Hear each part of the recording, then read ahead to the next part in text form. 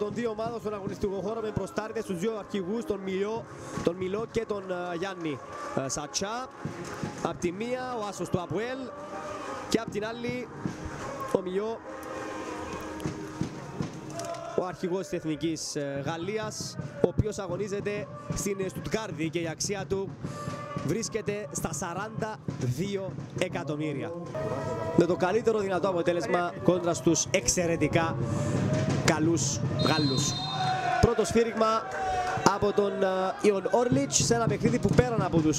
Διετέλεσε και βοηθός προπονητής στην Εθνική Βελγίου, ήταν προπονητής και στη Μονακό, έφυγε ένα διάστημα και στο MLS στην Αμερική. Σίγουρα σύντομα θα το δούμε να επιστρέφει στους πάγκους πρώτης ομάδας. Καλή σέντρα από τον Κούστο, επικίνδυνη κατάσταση, μπάλα περνάει έξω, εκπληκτική σέντρα από τον Μάλο Κούστο πίσω στο δεύτερο δοκάρι.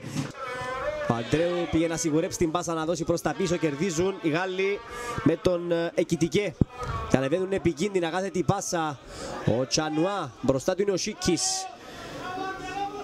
Γίνεται η σέντρα, Εκιτικέ την κεφαλιά πάνω στον Παναγιώτη Κυριάκου. Δεύτερη τελική, μόλις το 6ο λεπτό με τις φωνές του. Κωνσταντίνο, τι έχουμε μέχρι στιγμής? Εντάξει, καταρχήν για τη φάση εδώ τώρα με τον Βρόντι και τον Τουγκουρέ, ήταν μια φάση κοντά στο σήμα και του κόρνερ όταν οι δύο ποδοσφαιριστές ήρθαν σε μια μικρή αντιπαράθεση πάνω από τη φάση. Σε μια επικίνδυνη κατάσταση θα γίνει το σουτ, δοκάρι, θα απομακρυνθεί εκεί η μπάλα και γίνεται. Γι' αυτό και οι φωνές του Κωνσταντίνου Μακρύδη για να κλειστεί καλύτερα. Ο μέσος της Εθνικής Γαλλίας βάζει πίεση ο Σατσάς. Είμαστε πολύ κοντά στο κλέψιμο μπάλας. Ασφιχτική πίεση από τον Γιάννη, στοιχείο που έχει να τρέχει ασταμάτητα και να προσπαθεί για κλέψιμο μπάλας. Πάσα στον Λεπενάν, ο οποίος ανήκει εξαιρετικά στον Μιλό.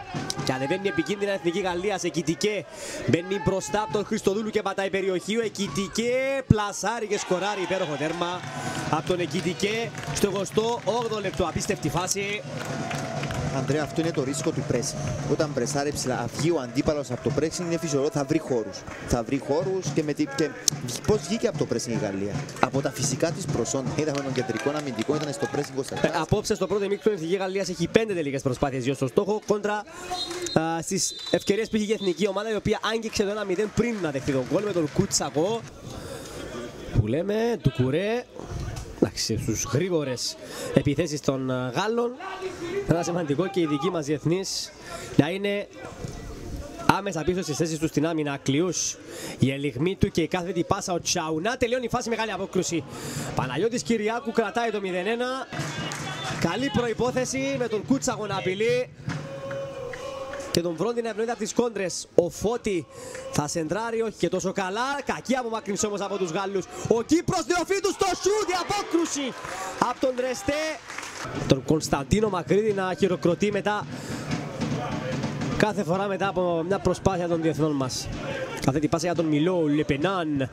Κάθετα για τον Τσαουνά που είναι έτοιμος για την σέντρα, την πραγματοποιεί. Το πλασέ θα γίνει υπέροχο τέρμα. Αυτή είναι η ποιότητα των Γάλλων.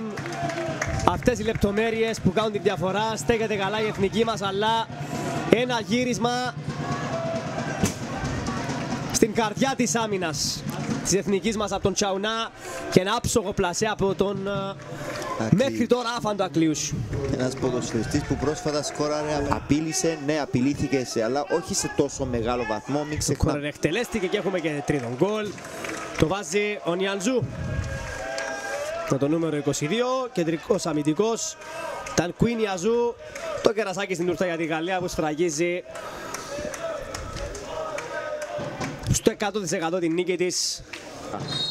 Από τις οδηγίες τους ο Φρόνι τους έστειλε να παγώσουν τη σήμερα αναμέτρηση, επειδή κάποιοι από αυτούς σύντομα θα στελεχώσουν μια εθνική έδρα.